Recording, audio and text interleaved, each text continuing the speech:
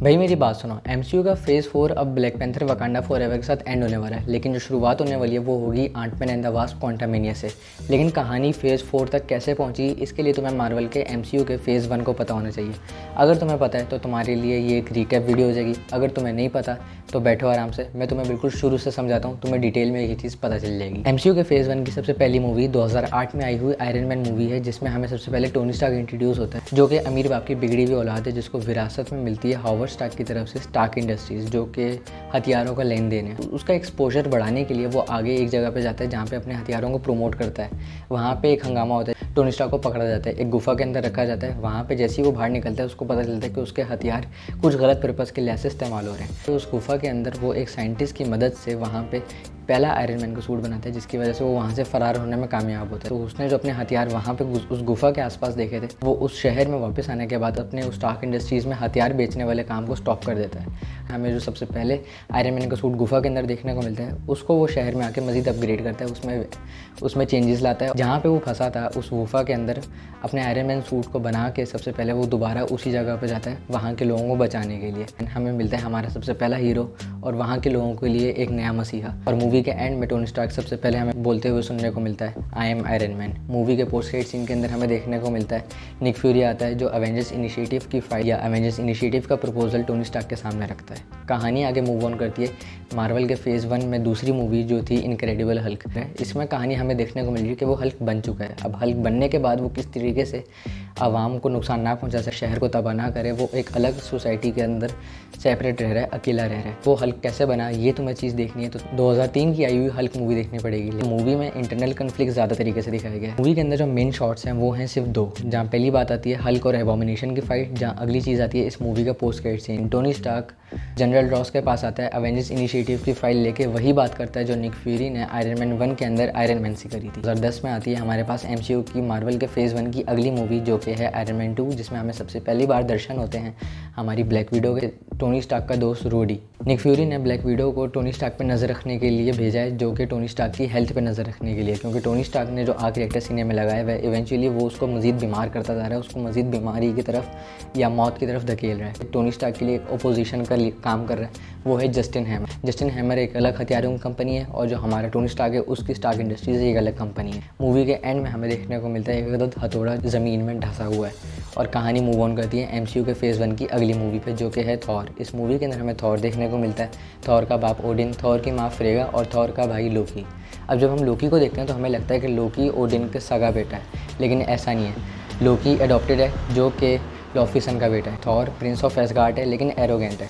उस एरोगेंसी को वो फॉलो करते करते एक ऐसी गलती करता है जिसकी वजह से ओडिन उससे नाराज़ होकर उसको अनवर्दी कर देता है, उसका हथौड़ा छीन लेता है और दीगर इस तरह की चीज़ें करके उसको अर्थ पे भेजता है। तो वहाँ पे उसकी मुलाकात डार्सी और जेन फॉस्टर से होती है। कहानी आगे मूव ऑन करती है और इस मूवी के अंदर हमें दर्शन होते हैं सबसे पहले हॉकाई के। थॉर मूवी का जो विलन है वो लोकी है। थॉर में जो एरोगेंसी है वो ख़त्म हो जाती है और विद टाइम वो वर्दी हो जाता है। किस तरीके से होता है उसके ऊपर प्रॉपर ये मूवी है। मूवी के एंड में हमें देखने को मिलता है कि लोकी कहीं चला गया है, लेकिन इस मूवी के पोस्ट क्रेडिट सीन के अंदर हमें दोबारा से निक फ्यूरी देखने को मिलते हैं, जिनके हाथ में एक अदद बैग है। अब उस बैग के अंदर होता है टेसरिक क्यूब। इससे जुड़ती है अगली मूवी, एमसीयू के फेज़ 1 की अगली मूवी, वो है captain America the first Avenger.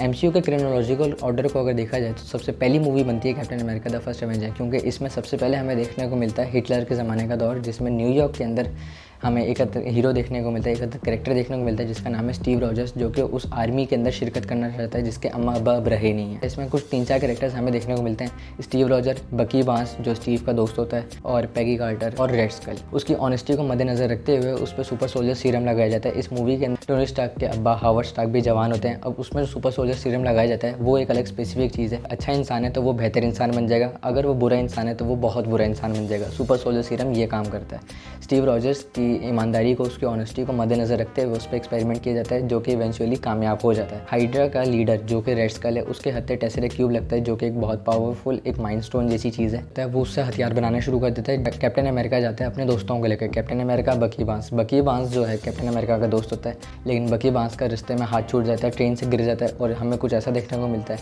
कि कैप्टन अमेरिका का दोस्त बकी अब नहीं रहा। हमारा जो रेड स्कल है वो जहाज़ में एक जगह से दूसरी जगह जाने वाला होता है, लेकिन उसी जहाज़ के अंदर हमारे पास स्टीव रॉजर्स होते हैं और वो जो टेसरिक क्यूब के साथ छेड़छाड़ हमारा रेड स्कल कर रहा होता है, उसके ज़रिए एक बायफ्रॉस्ट जैसी एक चीज़ खुलती है जिसमें हमारा रेड स्कल टेलीपोर्ट हो जाता है।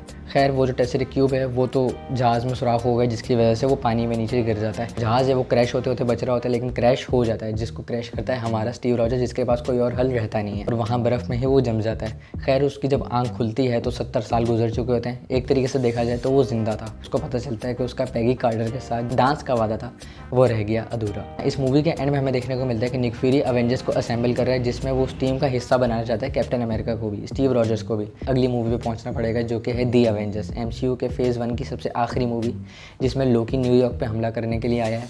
और सबसे पहले वो निक फ्यूरी की टीम के ऊपर हमला करता है, जिसमें निक फ्यूरी के साथ होता है हमारा क्लिंट बार्टन, मतलब कि AKA हमारा हॉकाई को वो अपने कब्जे में कर लेता है, अपने काबू में कर लेता है। मूवी के 10 मिनट के बाद ही हमारे ब्लैक विडो के दर्शन होते हैं, जो कि इन्वेस्टिगेशन हो रही है उसकी बहुत ही कोई अलग स्टाइल से। निक फ्यूरी ने अलग अलग लोगों को, कैरेक्टर्स को असेंबल करने के लिए, अलग अलग हीरोज़ को असेंबल करने के टास्क दिए हैं। हमारे पास जो ब्लैक विडो है वो हल्क को लेने जाती है। शील्ड का एक अदद बंदा है जिसका नाम होता है फिल कोल्सन, वो टोनी स्टार्क को पकड़ने के लिए जाता है। अवेंजर्स असेंबल होते हैं। तो निक फ्यूरी एक अदद शील्ड का ऐसा कैरेक्टर है जिसके राज के भी राज होते हैं। टोनी स्टार्क को भिनक पड़ती है कि निक फ्यूरी हमें पूरी डिटेल्स नहीं बता रहा है, जिसकी वजह से उन जो अवेंजर्स असेंबल हुए हैं एक जगह अरेंज हुए हैं उनकी फ़ाइट होती है, और उनमें जो बहस छिड़ना शुरू होती है। उस टाइम पे जो है लोकी हॉकाई की मदद से उनके उस जहाज़ पे हमला करता है, जिसकी वजह से फिल कोल्सन मारा जाता है। अवेंजर्स का जो फड्डा हो रहा था, उनको एक होने के लिए एक जोश की ज़रूरत होती है, जो कि निक फ्यूरी उनको देता है। लोकी अपने आप को बहुत आइकॉनिक चीज़ दिखाना चाहता है, न्यूयॉर्क की बहुत बड़ी बिल्डिंग के ऊपर अपने आप को एज अ हीरो को रिप्रेजेंट करना चाहता है। अवेंजर्स असेंबल होते हुए देखने को मिलते हैं। मूवी के एंड में हमें देखने को मिलता है कि लोकी ने हार मान लिया, उसने हैंड्स अप कर दिया, और वो अब दोबारा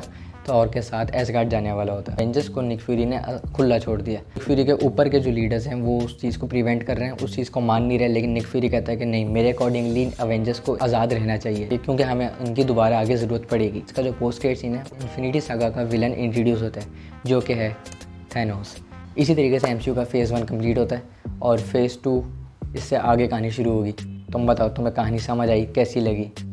मैं तुम्हारा कमेंट सेक्शन के अंदर वेट करूँगा। इस तरह की और वीडियोस देखनी है तो चैनल को मारो सब्सक्राइब। तब तक के लिए अल्लाह हाफ़िज़।